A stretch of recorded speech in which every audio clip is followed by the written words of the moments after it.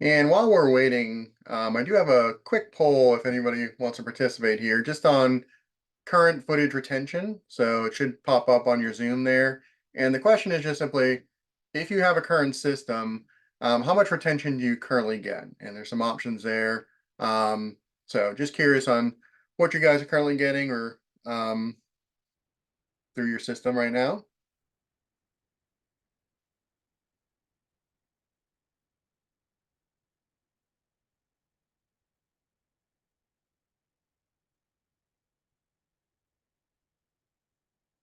Cool.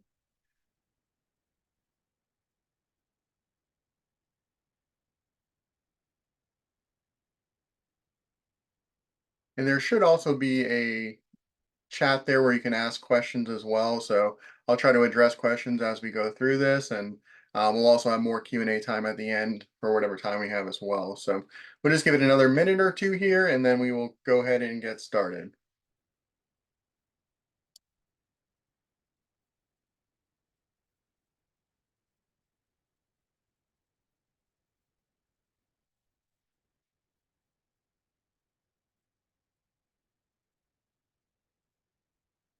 Yep, I see that.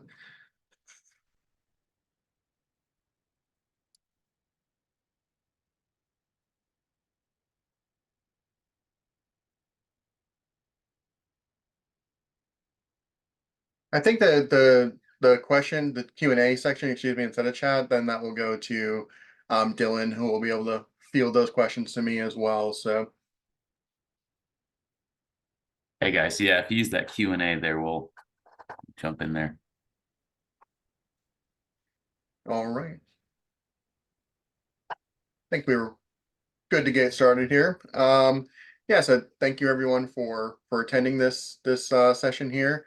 Today's topic is going to be about large footage retention. And I see from the polls here that we've got a lot of people that are currently getting 30 to 60 days, some one that has more than 60 days. So really great to see that. And what we're going to cover are basically the hardware solutions that we provide to get large system retentions, as well as some of the software solutions and the software setting tweaks that you can do to actually get greater retention. So I'm going to end this poll here, and then we'll go ahead and get started. So like I said, the agenda here is first off, why is this such a big topic? We've been getting this question more and more over the last 3 months and a lot of times previously. So we'll talk about how footage is retention is actually determined. So what makes up the fact that you get 60 days or you get 30 days? Like, what are the settings, what are the functions, etc. We'll talk about the hardware solutions and the software solutions, like I just mentioned. Um, Real quick before I get too far into it, about SEW a little bit. We are a value-driven company that provides end-to-end solutions for securities, and we do it through free consultations. We have install or self-install options if you're interested, dealership programs if you're a dealer, and we have some of the greatest support people in the world. So give us a call. We're happy to help out. If you have any needs for this after this webinar, reach out to us. We'll be able to put you on the right path. And one other thing I'd like to talk about too is this is an area where we have a lot of expertise in. In the last 12 months, we've actually shipped out about 24 million gigabytes of storage. And so that equals out to about 24,000 terabytes, or if you've ever heard of this, it's called a petabyte.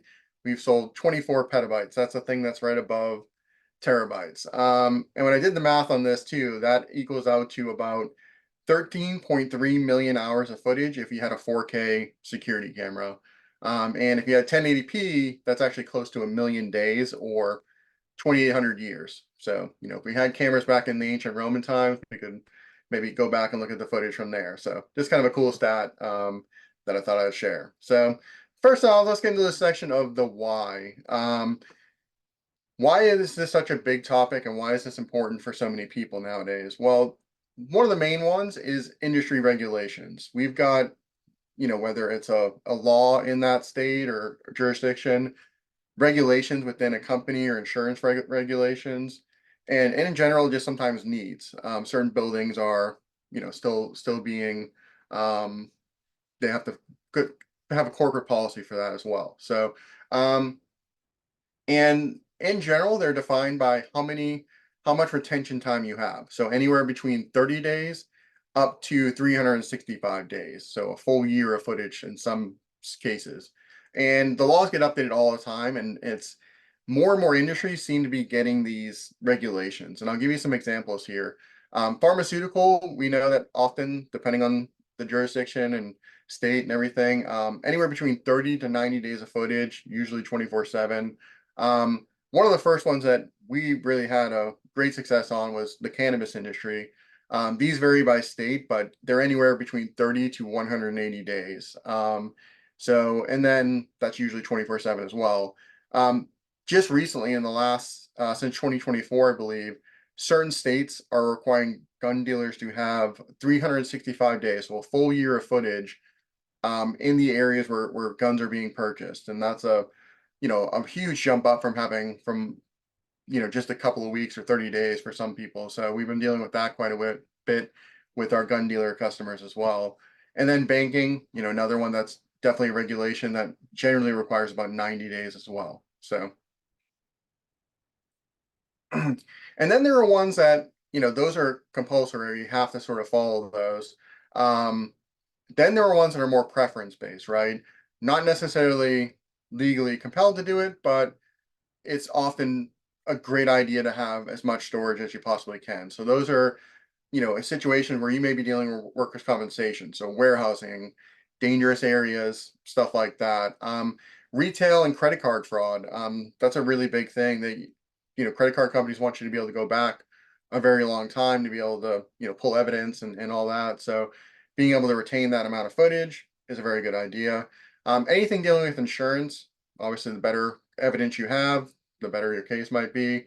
Manufacturing, where you're concerned about both safety and maybe just operational data. Anywhere you have sensitive data, or especially if you're in any kind of dangerous area or you have dangerous goods or materials that you got to keep an eye on and know where all those materials went. So that's kind of the why this is such a big topic. Let's talk about the what. And when we talk about the what, we're talking about measuring the footage. So when we get new customers who are either building out their system or even maybe ones that have had systems in the past and they're kind of upgrading them or moving to a new platform, one of the questions they often don't know the answer to is how do they actually determine whether they get 30 days, 7 days, 60 days, or whatever. And there are a bunch of different variables to this. Number one, of course, is the camera count. And if you have 7 cameras versus 40 cameras, it's going to take a lot more storage to get the 40 cameras, right? And then it also involves the camera video settings and bitrate. So the video settings could be your resolution, your frames per second, which we'll talk about more later on, as well as the video bitrate, which we'll talk about here in just a second. And then, of course, the recording schedule, how often you're recording, what type of recording, whether it's 24/7 or motion or even analytic-based recording. And then, of course, the hard drive capacity and what hard drives you can actually purchase or what are available in your NVR at the moment.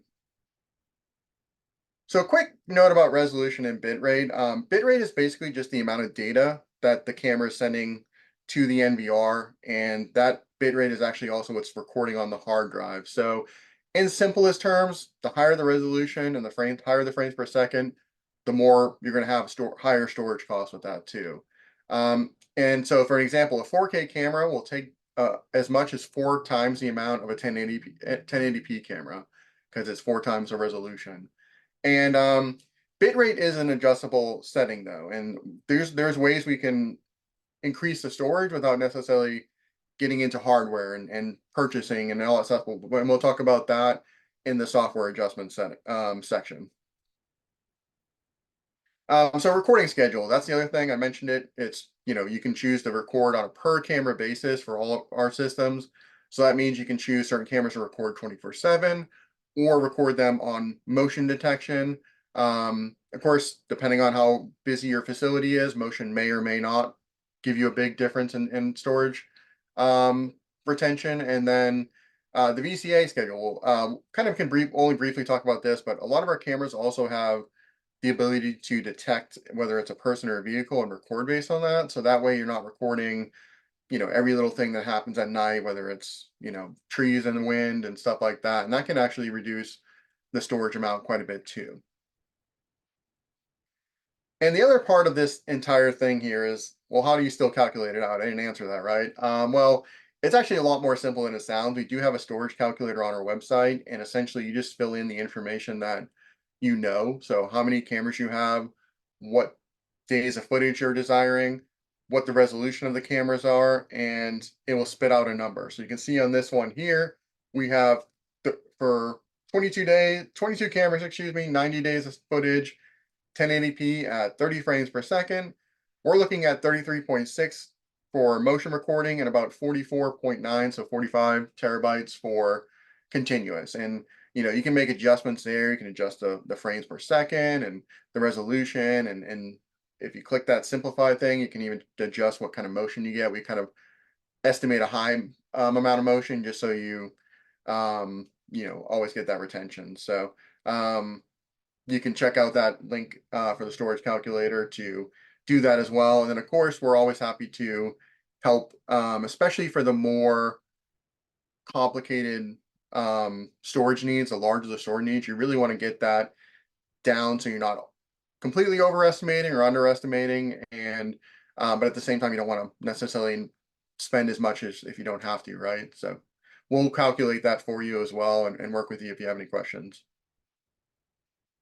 And so section 3, this is where we're going to be talking about our hardware solutions. So um, when you're thinking of when I'm building out a system and I need to have 60 days or I need to have 30 days, 90 days, these kind of large amounts, the first and best solution is to plan the system out with those storage needs in mind. To put it kind of in a I don't want to sound arrogant, but in a nice way, we basically can do any storage request that you really have. We can build out the system. We can have a single solution with like a single NVR that can hold 672 terabytes of storage, which is, quite a lot. And the solutions are going to vary. The NVRs basically vary by how many physical hard drives they can fit into the unit, or slots as we usually call them. So, some of our smallest NVR, 4-channel, only has one hard drive slot because it's only recording 4 channels. And then you can go all the way up to our biggest NVR has 256 channels capacity, and they can go up to 24 hard drive slots. And then our largest NVRs, furthermore, have expansion capabilities where we actually can get additional drive bays in there too, which I'll talk about here in just a second. So our large system recording ones, we've got 3 different NVRs. These are our Imperial. These are kind of enterprise grade NVRs. They have a lot of functions for redundant power supplies that are on rails for easy replacement. SFP connections on some of them for direct fiber, and a bunch of other stuff. But the other big thing that they do here is large hard drives. So you see we've got 16 slots on the 16.4, 16S model, the 128 model, which means internally with 12 terabytes, which is the maximum that these support, we can get 192 terabytes of storage in one unit. We can also, with our 256, I mentioned that has 24 slots, that would get us 288 terabytes. But I just mentioned we have 672 terabytes in a single NVR. How is this going to work? Well, we have expansion capabilities, like I mentioned. Each unit that we have, those larger units I just mentioned, have 2 storage expander slots, and these allow basically plug and play. You just simply power the expansion bay in, plug it into the NVR, and it provides the additional storage.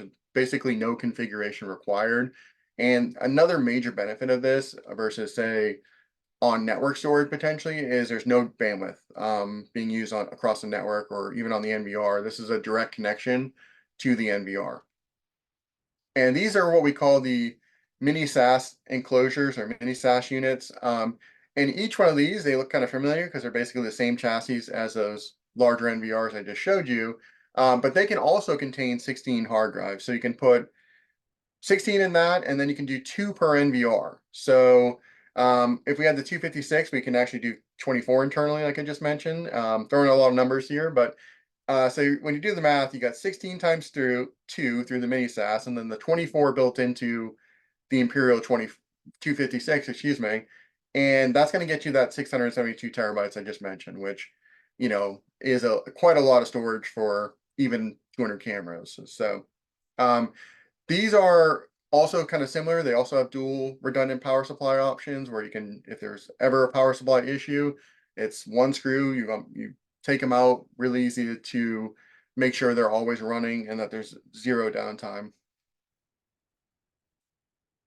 And to give you an idea of like what is 672 terabytes, if you're not familiar with that, this would be for a 32 camera system with 24/7 recording. So with our 4K cameras, which record at 20 frames per second, that's going to give you a year of 24/7 recording for 32 cameras. And if we're doing that at 1080p, 30 frames a second, which is what our 1080p cameras record at, that's 2.5 years of recording.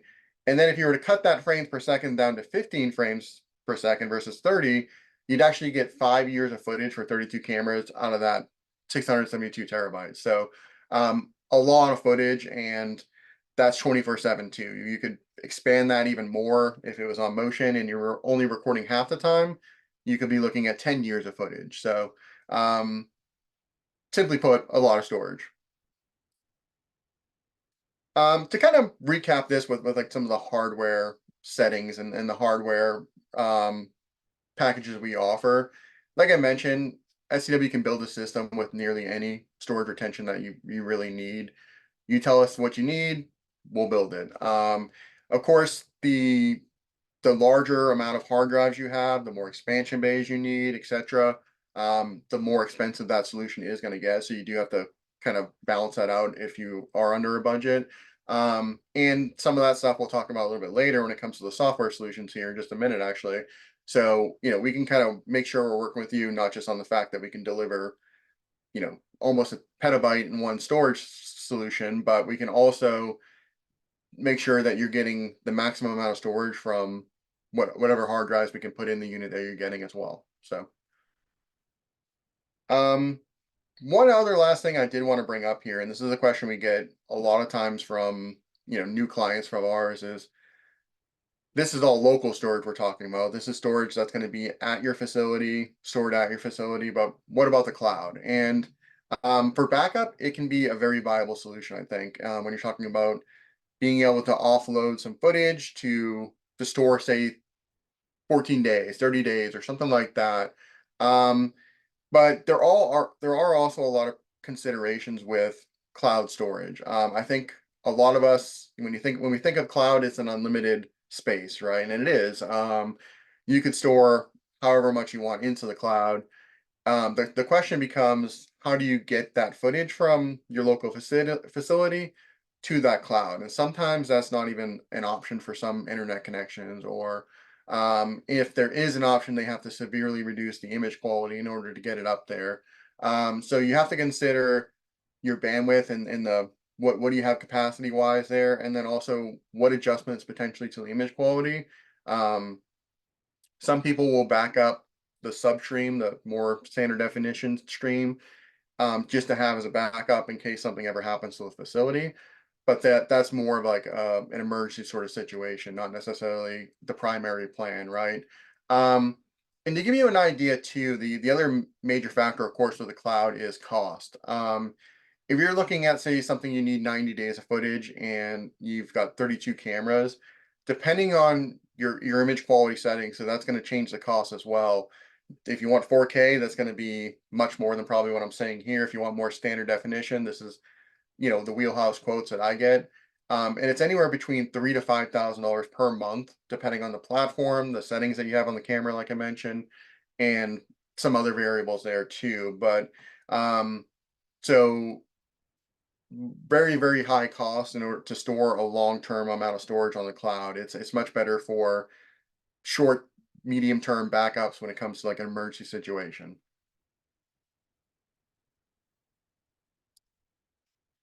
Yeah, and then the next section here, we're going to go into some of the software adjustments and settings that we have on some of our NVRs. But before we do we have any questions that we wanted to get into? I see one from Steve here.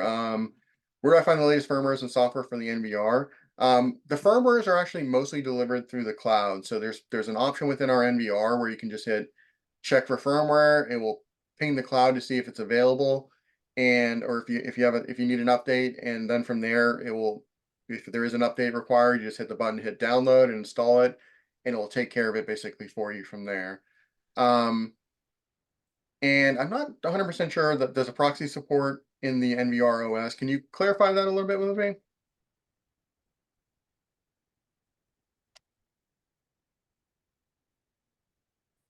And if anybody else has any other questions, feel free to jump in as well.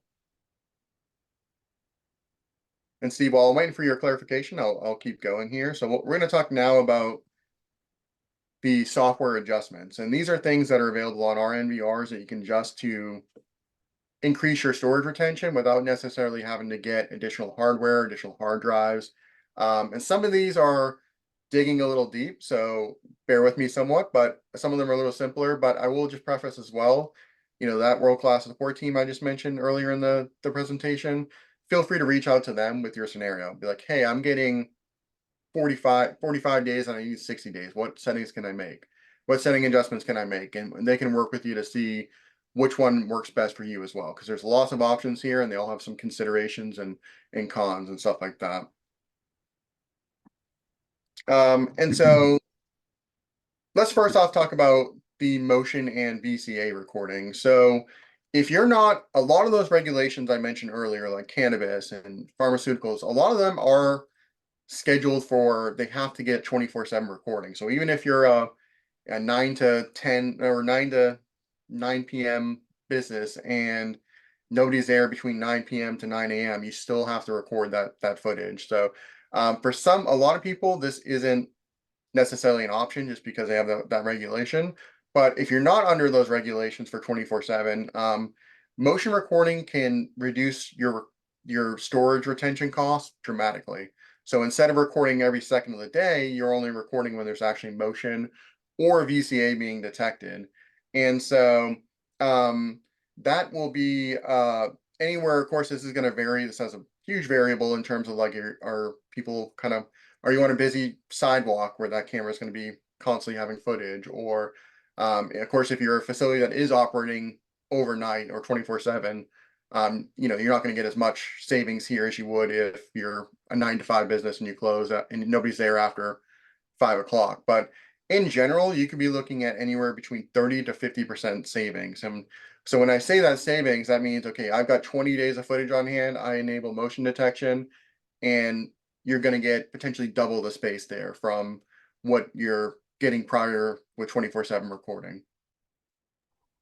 James, we got a couple questions came through while you were Oh, running through yep. that slide. So we had Steve following up on his last one. So he said, in regards to that, does the proxy support an MVR OS? Followed up with some camera sites may be behind a proxy. How do we configure the NVR to see those cameras? So I might have to grab you maybe some one-on-one time or with our support team here just to kind of double check to make sure we're getting the right answer there. But as long as there's nothing really on the NVR side that would configure it to be able to see through like a VLAN or something like that, that would be configured within like the network software. And then also, a lot of those enterprise or imperial level NVRs I mentioned, they do have multi-network capability. So for example, those last two I showed you have 4 network ports, so you could connect up to 4 separate networks to that as well. That may solve some of that issue too. So if you want to, we can go ahead and discuss this sometime offline too to get you an answer and make sure we're on the same page with that. But either it's through the configuration of the network or through physical connection to potentially that proxy too. Had another one come in from Rodolfo. He said, for multi-site, is there a solution for a central monitoring system / backup? Good question. We actually do have one. It's on the we can definitely discuss some of that. It can do things like set whatever stream you want to offload at specific time frames. So you can set it to say backup from all your locations at 3 a.m. So we can definitely discuss more of that. I'll reach out to you after to kind of to give you an idea of what that looks like, but it's definitely a possibility. Perfect. I think that's it for now. But yeah, if you guys have more questions, keep dropping them and we'll ask Mr. James as we go. Great. Another thing about motion and the video analytics of ECA, especially if nobody's ever used a security system, one of the things I usually get would be like, yeah, but am I going to miss something? Is it sensitive? Is it, all that kind of, they're kind of concerned that the motion is not going to capture the incident. And I will tell you that you should basically have no concern about that. There are sensitivity settings, and then there's also a pre and post record buffer. So you can set it to where it's very sensitive to where, a light flickers and it's going to record, right? And then on top of that, like I mentioned, there's a pre and post record buffer. So what that means is if it just detects motion now, it will actually go back 10 seconds prior to it detecting motion and save that additional footage as well. That's actually adjustable. You can do up to 60 seconds if you really wanted to. So that way, if somebody's kind of on the peripheral and they're doing something, it's still going to record 60 seconds prior to them being actually detected. Um, and then the post-record buffer is the same thing. So maybe um, they stop moving or they get out of the frame or they go into like a vehicle or something like that. It can be set to continue recording after it's stopped detecting motion for up to 60 seconds or as well. Actually, I think it's actually even 10 minutes. I might be wrong on that, but it's a lot more on the post-record buffer. So you can adjust that on a per camera basis as well. So if there's certain cameras where you know that something on the peripheral is kind of important, you want to see something after and before, you can adjust that camera, but not necessarily all the rest of your cameras. So we can really get granular with the camera settings. And the schedule itself, so you can see over here on this image, we've got kind of green and blue and all this kind of stuff. So blue is where we're recording 24/7. So every second of that time. So that's between 9 o'clock and um 3 o'clock here. And the rest of the area is when it's recording only when it detects motion. And you can make these adjustments on a per day basis. So on Monday, you may want to have a different schedule than Tuesday. And you can do it on a per camera basis, like I mentioned as well. So different cameras can have different settings. And you can see that here, like, we have the same schedule Monday through Saturday, but on Sunday we're closed, so we record motion, all day on Sunday. We don't need it 24/7 when somebody's not there. Here's another this is one of those settings that when I tell people about it, they never heard of it, and it really kind of changes their mindset on some of this. Um, in some cases, not all cases, like I know cannabis, for example, you need to have all your cameras, regardless of what it's looking at, recording 24/7 for 90 days or whatever it is. But in some regulations, you only need certain cameras recording in certain areas. So, you may only need it in the pharmaceutical area where they're actually, distributing and packaging the pharmaceuticals, but not necessarily the rest of your store, right? So essentially the way, and I should go back a little bit and say the way security cameras typically work is that they distribute the footage evenly. So if you have 10 cameras, they're each going to get the same amount of footage. So if you're getting 1 week from one, you're going to get 1 week from the other. And that's great for most people. They kind of like that consistency and everything like that. But for some other situations, you may want to prioritize your key cameras, or you have to prioritize some key cameras. So you're a gas station, multi-site gas station, convenience store location. You may want to prioritize um, your cash registers over, say, the one that's looking out in the parking lot, for example, or whatever you kind of choose to do there. So simply put, our NVRs, you can set exactly what kind of footage you want onto it. So um, in my example here, you can see in the setting that I want the basement lobby camera. We've got a lot of people who come in to hit this lobby for waiting. We want to make sure that we can go back and see who's been there, if anything's missing, etc. And I want that basement lobby to have 90 days, but I don't really need that for the rest of my cameras. So I'll go to the allocate space feature here. And before I did that, I also calculated how much storage I'll actually need to get 90 days for that one camera using our storage calculator I mentioned earlier. And I put in that amount, which was 13,000 gigabytes to get 90 days out of that one camera. And then basically that rest of that storage will go to the other cameras to equally distribute. So another analogy you can think about is like a pizza. Instead of everyone getting an equal slice, somehow somebody got like half the pizza, right? I'm sure that's happened once or twice. So this just allows you to prioritize cameras on a per camera basis as well. And you can do this kind of the opposite way too. So, if there's a camera that maybe just you don't necessarily care that much that you get a lot of retention, you can actually do the opposite and only allocate a small amount of storage for that, and then the rest of them can get, a boost in storage as it goes too. So this is a really good option if you don't have that regulation where you need to record every single camera at the same time. Um, one of the considerations with this I should mention before I go forward is like obviously you do have to calculate this out, and I mentioned again, reach out to us. We're happy to kind of do that math with you and make sure it looks right. And then give us a call to check in, make sure we're still we're on the right path, and that you're getting that storage that you need too. Um, and then let's talk about some of the video adjustment stuff that you can do. So as I mentioned earlier, the higher the resolution, the higher the frames per second, the more storage costs you're going to incur. So that means you need a larger hard drive, you need more hard drives, etc. Um, and if budget is a concern, who doesn't have a budget, right? There are techniques to help reduce that storage cost, and this will reduce the amount of hard drives you need to purchase, potentially allow you to purchase a smaller NVR, or not have to purchase those expansion bays I mentioned, which will reduce your total costs sometimes pretty dramatically.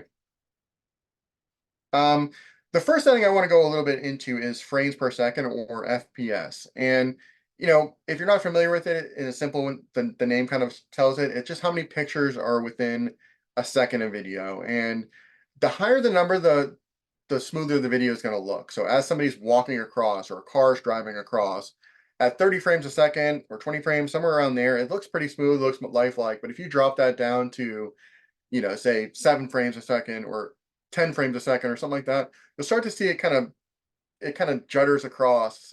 It's very jittery looking. But it, there is ways to where we'll talk about that in just a second, what that looks like. Another thing I like to talk about too is that Hollywood movies are actually shot at 24 frames per second. So if you have any like film buffs out there, you'll know that. There's a couple of movies that are different, but generally that is what they shoot them at. So if you're ever in a movie and you're watching that, that's only 24 frames per second as well. So if we were to change the frames per second, and let's just say the example is I have 32 1080p cameras and I need 90 days of 24/7 retention. I did a calculation of that, and for 30 frames a second, that is 65 terabytes. And so that potentially means that you're going to have to jump up to a larger and more expensive NVR just for that storage capacity there, to actually physically be able to fit the hard drives into the NVR. So you may have to go from our 32 channel up to the 64 16S just to fit that if you were doing 30 frames a second 24/7 for 90 days.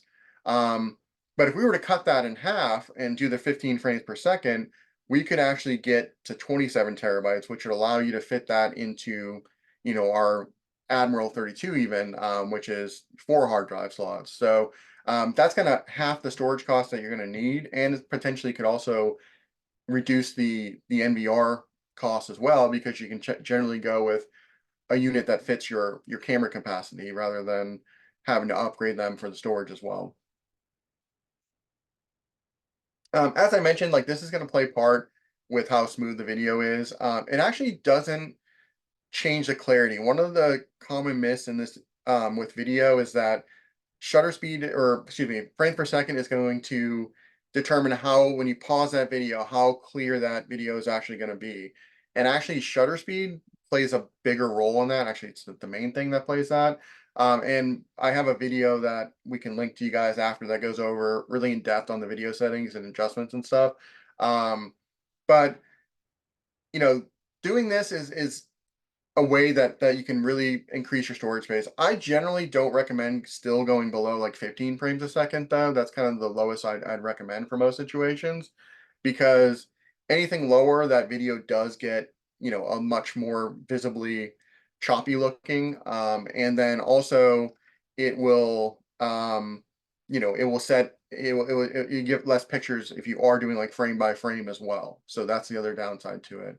And again, the frames per second you can also adjust on a per camera basis too. So if there's certain cameras that have a lot of fast moving areas, and you have a camera that's very close up in a hallway where somebody goes by it very quickly and they're only in the image for 1 or 2 seconds, maybe you want to keep 30 frames a second on that, because you want more pictures of their face potentially.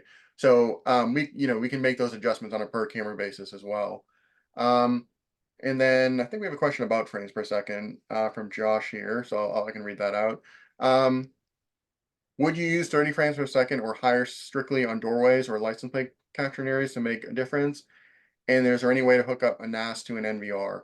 Yeah, like actually I just mentioned, yeah, any camera you can change on a per camera basis. So definitely license plates are one where you do want to have. That's like one of the ones where I would say frames per second is vital. I wouldn't go below 30 frames a second for sure.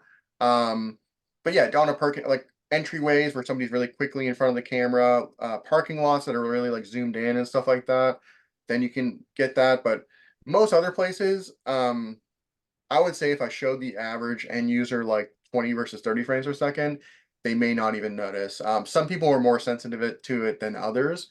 So I've had people that immediately know when it's 20 frames per second, and then I have people that don't even know it's like 10 frames a second sometimes. So you can kind of work with that, kind of look at it yourself. And these settings are also something you can tweak in real time too. So you can make that adjustment and then see, is it working for you? Is it okay? And then if it's not, you can always go back. It's obviously not like a permanent thing too.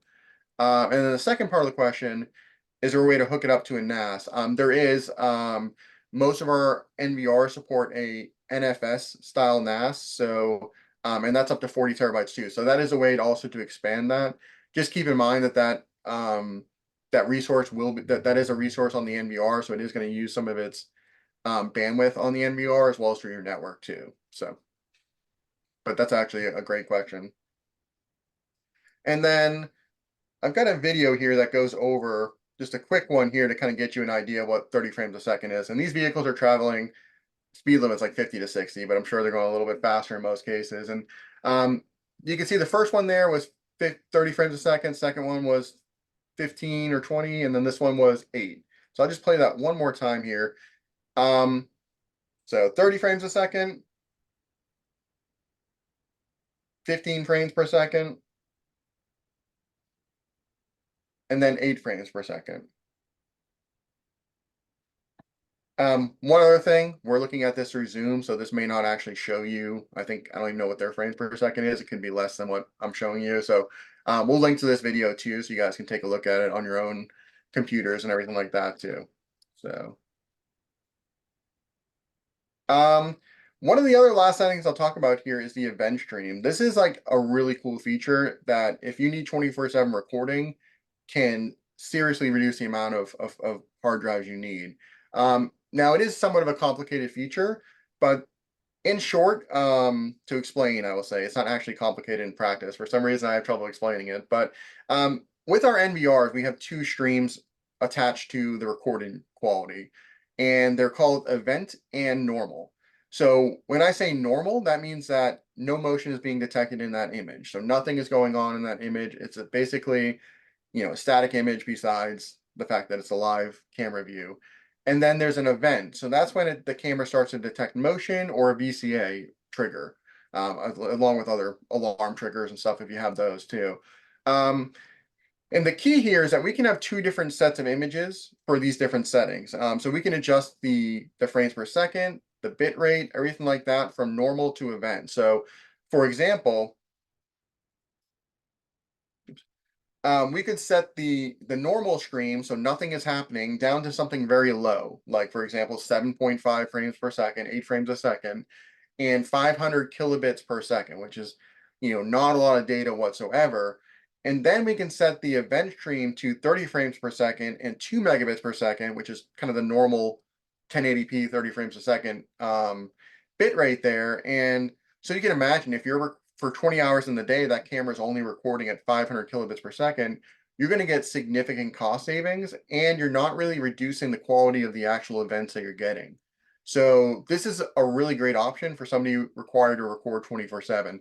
this isn't a great option if you're already using motion because it's sort of doing a similar thing. So you can, in a way, you can think of this as using motion detection to reduce your amount of storage, even if you have to record 24/7. Um, and so, yeah, this could be a significant, depending on your activity levels and everything like that. And one of the other things, like I mentioned, is a little bit complicated. So we do have to sort of calculate this out a little bit more manually than you would have for the calculator. So again, we're happy to do that. We'll work with you to see, give us an estimate on how much activity you're expecting. And then we can make those adjustments with you to make sure we're getting additional storage retention. And again, follow up with us to make sure we're still on that right path, to make sure you're getting it. If you're not getting it, we can of course make other adjustments as well. And on a per camera basis too. And here's a video that probably explains it a little bit better visually. So this camera is set to the normal stream right now. We don't have any motion being detected. So you see it's using, around, like I said, 1 megabit. So it's using anywhere between 500 to 1 megabit per second. And then once it starts to detect motion, it immediately jumps up that bit rate and the frames per second. And so you see now it's using the normal, 4 to 5 megabits per second on that stream there. And it does it very instantaneously too. There's not like a big delay where the video is going to look all compressed and stuff for a second or two, because we all know every second matters when it comes to security. But as soon as she walks in, we're jumping up to normal frames per second, we're jumping up to normal bit rates, and we're getting, great image quality out of it versus, the other side of it on when nobody's in this area, we're not wasting, potentially 4 megabits per second just to record, a static room, an empty room, basically. So this is a really great setting that a lot of people could probably benefit for if they are doing 24/7. And You have another question pop up, James. Sorry, I didn't mean to cut you off. Oh, perfect no, you're timing. good. There And we go. that's actually the last kind of setting we've got there. So just in terms of the ones I mentioned, we've got frames per second, we've got motion, we've got allocate or VCA as well, we've got allocate space, and then we've got that event recording option there too. So all of these can play in again on a per camera basis. You can really go in and adjust your settings. We'll have a link after here that goes over these again and where you can reach them on the settings of the NVR. So, and if you want to go and configure these yourself, or again, call our support team, they'll walk you through it and answer any questions you have too. And then that kind of brings us to the end, which is the Q&A. And I know the first question we got from Stephen here was about how to configure NVR in a RAID 1. So all of our, so the Admiral Pro 16 and up all support at least RAID 1 and RAID 5. So to configure it, you go to the hard drive section and there's an array section within there. And you just simply, set which ones you want in the array there, and configure whatever RAID you want, and then it kind of configures it for you. So basically you just have to go into the hard drive menu, tell it what hard drives you want to create the RAID with, and then you're good to go. Our larger NVRs support RAID 1, 5, 10, 6 as well. 6 is if you're not familiar with RAID, by the way, this is pretty important with extra storage too, because you want to make sure that in the event of a hard drive failure, you don't lose a big chunk of footage too. So RAID has different possibilities and configurations. We could probably do a webinar itself on RAID, but the most common that we generally interact with is something called RAID 5 and RAID 6. And RAID 5 allows you to lose one hard drive and not lose any footage whatsoever. And RAID 6 allows you to lose up to two hard drives and not lose any footage. So, and even another step of redundancy there too. So I definitely recommend that if you are, large storage retention is a big part of your facility and your requirements, that you do look into RAID. And again, we have articles on our website that can go over that too. And if you want to learn more about it and have a conversation about it, let us know. We can also calculate out, what kind of retention and everything you're going to get. Then we got one from Josh. Where is this setting located in View Station or the NVR for normal and motion recording bitrate? So that's going to go under the encoding settings. So if you're under the web interface, for example, and you go to setup, and I believe it's under camera and then encoding, you'll see it there under there. So if I go back there, actually I didn't include an image for that one, but you'll see an event type, and it will say normal and event. And we do have that article there as well. So let me see. I'll bring that up here.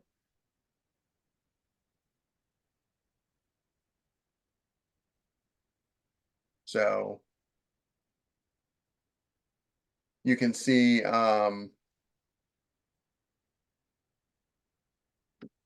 is over here. So yeah, to go to set up event recording from the web interface, go to setup camera and encoding, and then the option will be stream type. And then you'll see the normal and event under there as well.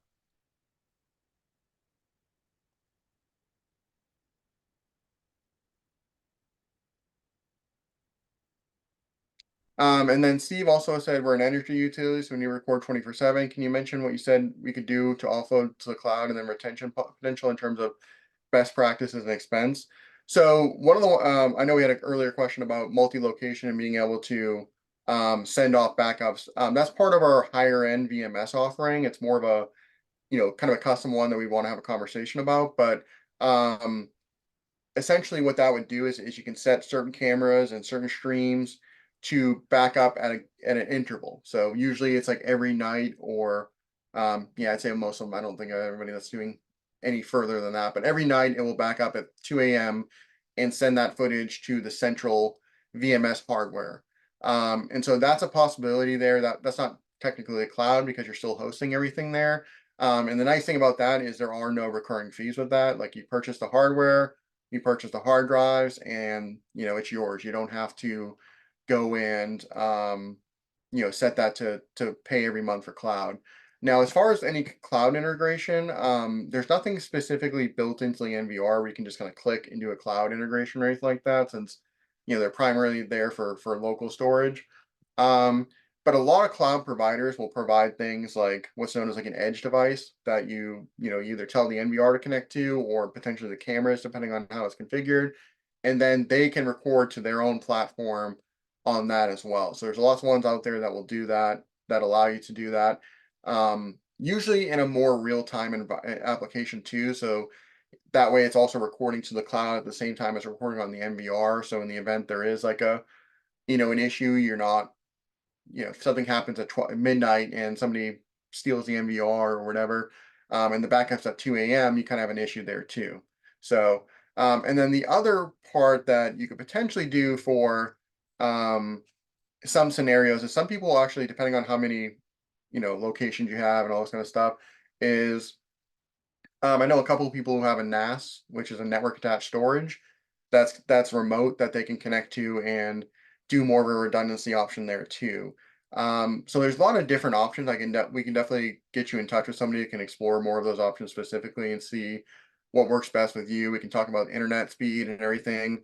Um, there's also things in terms of like you know, redundancies within local storage as well. Like I mentioned, RAID is a big part of that. You can also we have a lot of different options in terms of redundancy. We can also do things like um, what's known as a hot spare. So in the event that that NVR for whatever reason drops offline, connection issue, hardware issue, very rare, but can happen, right? You can have basically a backup NVR waiting for it, and it will immediately switch all their cameras over to that NVR to record at. And then once you restore, somebody comes in and they cut that connection by mistake or something. Once you restore that NVR, backup NVR will then send all the footage back to the primary NVR, so that way you don't lose any you don't have to go back and check, okay, I know we were offline for 8 hours on Wednesday. I have to go back to this one to check that footage. It will bring it back to the main NVR as well. So we have a lot of different options in there, in terms of redundancies and options for both footage and the system. So I definitely will try to get you in touch with one of our senior people to discuss that, and I can be on the call there too with you. So and yeah, any other questions so far or?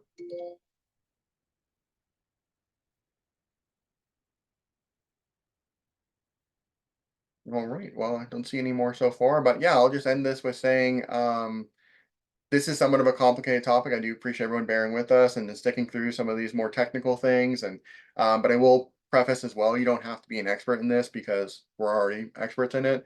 So in a nice way, you can always call us, work through the system with you, figure out what the best solution is for you, because each of you will have different requirements. Each of you are going to have different ways of achieving that and budgets, and we're going to work with you to make sure that's right. So whether that's adjusting the settings with our support team, or it's building up the system in the first place to get the storage you need, both ends of it, whether it's pre or post sales, we've got your back for that kind of stuff. And Dylan, I know we're going to be sending out a post email with a recording of this, as well as some other information on how to adjust some of the ones I mentioned there. And if you have any questions after this, feel free to reach out to us. I'm happy to help and get answers. Our solutions experts are there also to get you answers. So yeah, I think that's it. I appreciate everyone's time and sticking with it. Cool. Hey, thanks a lot, James. Thank you guys. Have a great rest of your day and great weekend. Take care.